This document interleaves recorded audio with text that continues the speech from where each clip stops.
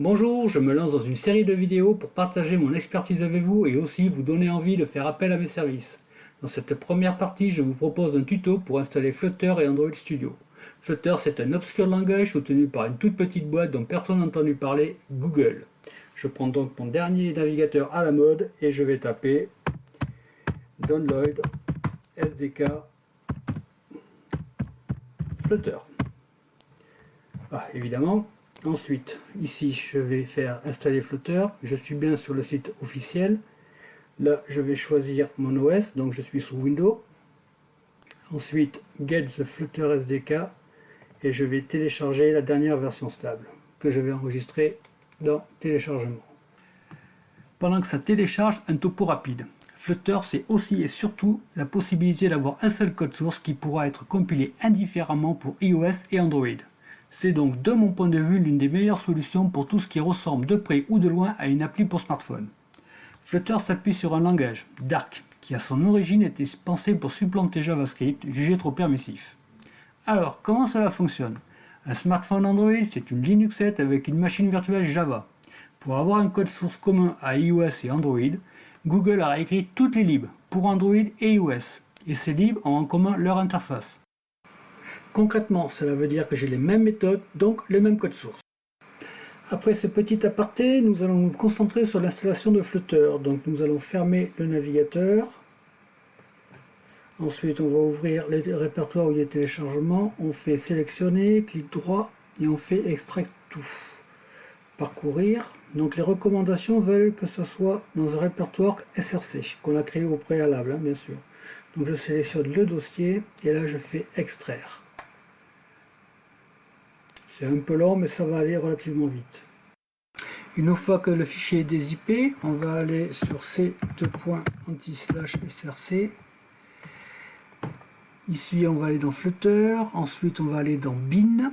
Dans bin, on va récupérer le chemin parce que ça permet de modifier le path. Donc ici, on va aller dans Windows. Je vais dire variable. Ouais, modifier des variables d'environnement, système. Ici, je vais prendre le bouton du bas, donc variable d'environnement. On va aller dans Path. Ici, on va aller à la fin. Je rajoute un point virgule et je vais faire un joli CTRL V. Et là, je vais dire OK. Je dis OK. OK. Puis, j'ouvre une session DOS. Une commande invite DOS. Ensuite, je vais faire where flutter. Et Dart. On va voir s'il me le trouve et il a tout trouvé. Et on peut vérifier que le pass est bon. Voilà, donc je l'ai bien pris en compte ici. Une fois qu'on a fait ça, on va tout fermer. On va rouvrir notre navigateur préféré. Ici, on va dire qu'on veut downloader Android Studio. Voilà, ici. Évidemment. Voilà, on est bon. Donc on est ici, et ensuite je vais faire Download Android Studio. Donc là on a une licence, on dit qu'on n'est pas concerné parce qu'elle est en anglais et qu'on ne comprend pas tout. Ensuite on dit enregistrer le fichier, et on va attendre, ça on verra ça plus tard, que le téléchargement se finisse.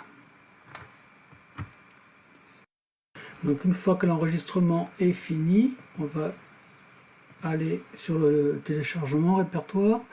Ici, on va faire un double clic, ça va se dézipper et s'installer. Bon, après, c'est du presse-bouton, hein, on va pas se compliquer la vie.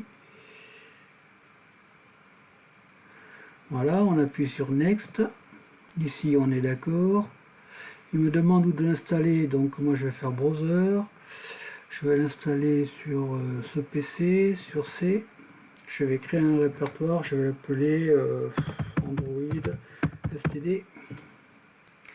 Je vais dire OK, browser, C, j'ai dit C, voilà, Android STD, OK, je fais Next, je prends tout, je cherche pas à comprendre, il installe tout.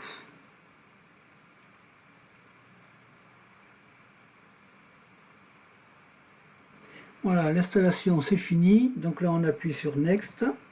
Ici, oui, on va le lancer. Donc on va lancer Android Studio, ça on va peut-être le réduire, voilà, ça va arriver tranquillement. Ensuite on va avoir, voilà, on est bon. Donc la première chose que l'on va faire, c'est qu'on va vérifier que les plugins sont corrects, parce qu'en fonction des versions d'Android Studio, vous n'avez pas toujours les plugins par défaut qui sont les mêmes. Donc on va faire plugin, ici on va aller dans Marketplace et on va taper Flutter. Donc là on a bien le Flutter qui est installé et on va regarder qu'on a bien le plugin Dart aussi qui est installé. Donc les plugins pour Android Studio, rien à voir avec la machine virtuelle qu'on a installée précédemment. Ensuite on va aller dans Projet, ici on va faire Action et SDK Manager, très important, très important. On va aller dans SDK Tools, Android SDK et on va aller regarder que l'on a bien ça de télécharger et d'installer. C'est Android SDK Command Line. Sinon, vous n'allez pas pouvoir faire ce que l'on va faire de suite après. Il va vous sortir des erreurs.